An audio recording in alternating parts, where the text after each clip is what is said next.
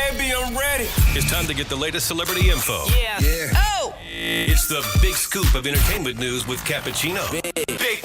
On Philly's Power 99. 5, 6, 5, 6, 7, 8.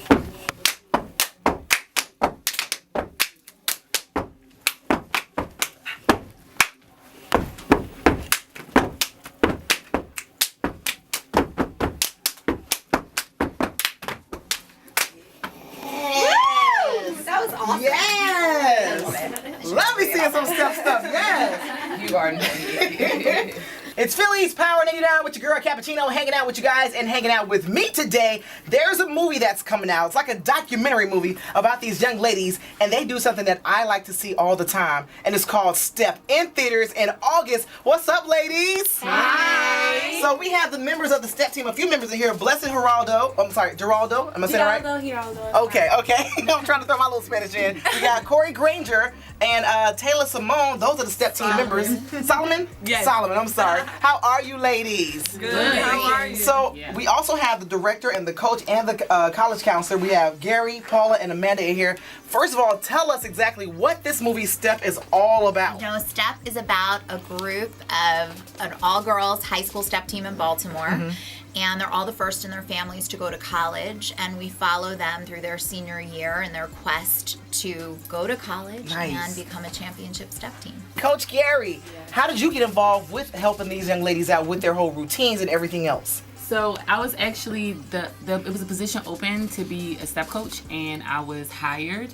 Once I was hired, I was really intimidated by the team. They were really good because they were already trained steppers, but they were missing a lot of the elements that comes to stepping. That's not just about clapping and stomping and yelling, about self-confidence, about discipline, about sisterhood, self-esteem, and using those skills in everyday life. So I think that I reinforced those skills that they already had, and then definitely strengthened skills that they had. Right. In addition to that, I think that I just led by example. I was a good model to them and showed them respect and showed them what you can do and that you can make mistakes and keep going, so that they could apply what they were learning in step practice in real life. And they're doing great. Nice. I mean, y'all about to be the first ones in your families going to school. Why not? Well, let's talk to some of the team members. We got Blessing. Tell me exactly what made you decide to go ahead and, join the Step team. What was it in you to be like, you know what, let's go ahead and just do this? Okay, so I went to a college exhibition at Morgan State University, and that was my first encounter with stepping. Okay.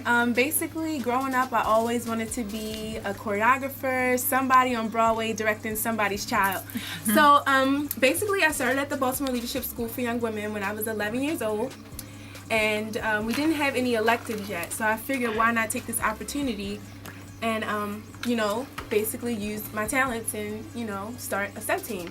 So the step team was formed, and together we all incorporated our ideas, and now look at us, we have a legacy. I love it. Now, let's talk with Taylor. Yes. What made you decide to join the team? I seen all my friends doing it. And Peer pressure. Definitely, right?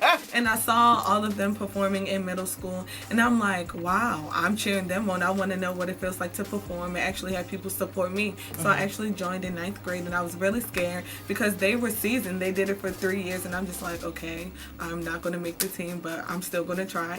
But I actually did make it, and we all got to step together for 4 years. Okay. So, Corey, were any of you ladies introverts prior to the whole stepping thing? How did that go down?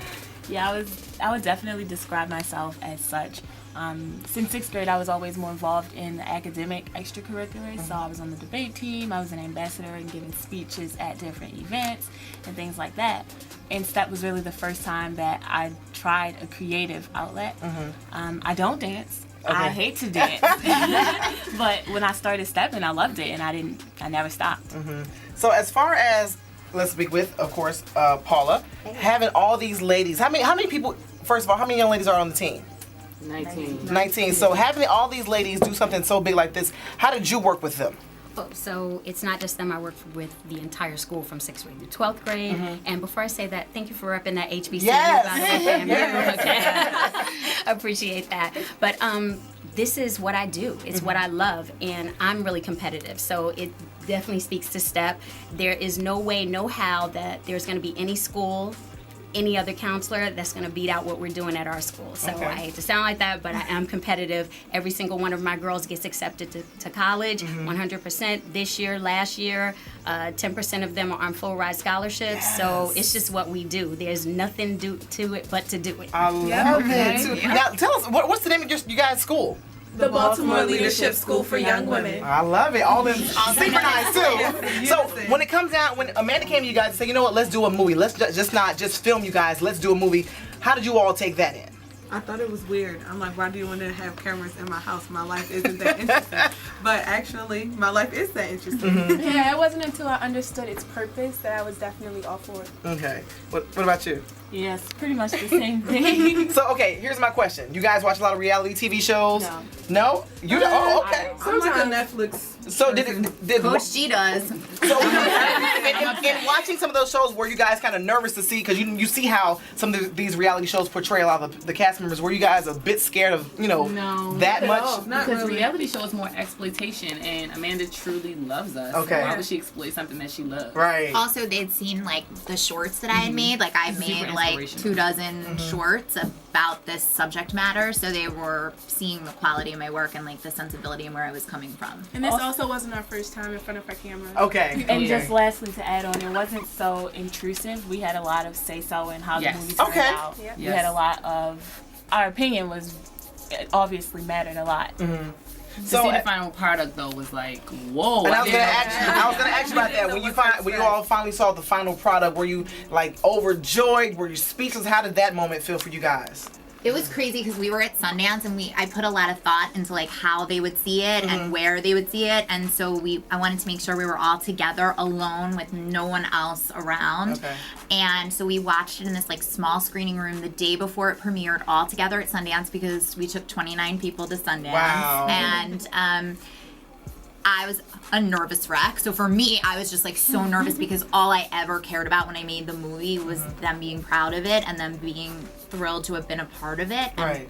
being able to go back into Baltimore with their heads held high, like I did something for my city. So that was the nucleus of it all and how we made the movie, but I was scared. I was petrified. But I don't know, how was it for you guys when you saw it in that setting? I don't think one word could describe it. It was humbling. It was crazy to see yourself on the big screen. It Right. was kind of scary too, because you're like, that's how I look. That's how I And sound. you feel like you're being judged by My everybody. hair grew, like all of those things, and then Told me to brush it. and then you see all of like your everyday flaws, like, oh, my shirt was not looking too good, or I should have ironed that. But we really didn't. We were very natural. A lot of times Yes. we forgot the cameras were there, Okay. and we were like living our everyday lives, and it wasn't intrusive at all. So I think that seeing everyone else's character and their lives play out, especially Miss Dofat and the way that she does her job and goes hard for everyone, like by any means necessary. That was like my most humbling thing. So let me. When I- I'm sorry. Go ahead. Well, when I saw it, what I realized is that we really were going to start a movement. Okay. And it's not just about STEP, it's Right. about community. That we were going to start something, well, I would say revitalize something that's always been there, with community taking part, with community coming out to be mentors, with us realizing that we have a responsibility to the next one standing beside Right. us, especially if they're not our blood. It's even more so our responsibility. So that's what I saw. So I was very grateful. I know it's going to make an impact. Well, let me start with you. I want all of you ladies to explain to me exactly, after this movie, what do you want to get from it, or what do you want everyone else to get from this movie? I'll start with you, Paula. What I want them to get, one thing I always say is that there is a Corey, Taylor, and Blessing in every neighborhood. It doesn't matter what color you are. You know, there's the super smart girl who's trying to find her footing and figure out, you know, the social pieces. And, you know, there's the extra creative young lady who may not just focus on academics, but absolutely can do that. And then you have your girl next door. Right. So you're going to find that in every community. So I want people to definitely get that and to take responsibility for what they see. You cannot see this movie without knowing there's something you have not been doing, or if you have been doing it, you need to do more. All right, Coach, what about you? What do you want people to take from this movie? I want people to take away, especially adults, to invest in the youth, to definitely reach back and pay it forward. You can't get anywhere in life doing it by yourself. Open up doors, mentor, do what you can to help the next person behind you. And it doesn't have to be arts. It doesn't have to be step. It doesn't have to be dance. It could be engineering. It could be radio. Right. It could be TV. It could be anything. It could be hair. I mean, seriously, you have to invest in the next generation and never, ever give up. Your goal should be reaching one, and I promise you, you will reach way more. The director, Amanda, what do you want everyone to take from this movie? I mean, people ask me that all the time, and I think like I saw this speech that I had never seen before by Martin Luther King that he made to a group of students in Philadelphia, junior high students in Philly. I forgot the name of the school, a few months before he died, and he said to this group, "What's the blueprint of your life? Right now, right in this moment, you have to decide which way your life is going to go." And at the end of the speech, he says, "No matter the circumstances of your life, stay in school." And I know it sounds like spinachy and like some kind of slogan, but like that's what I want young people to take from it. Have a plan, have a blueprint. It might not look like college, it might look like something else, but have a plan and go for it, work hard at it, and follow your dreams. Taylor, Yes. what do you want people to get from this movie? I want people to know that if they are going through something, then they can get through it. You can look at your life and figure out the situation, figure out how to better the situation, how to better people around you. Like everyone said, you have to have a support system. You need to be supportive of others, be motivated, find something, a hobby. If it's not college, hair school, IT, whatever you want to do, just invest in yourself.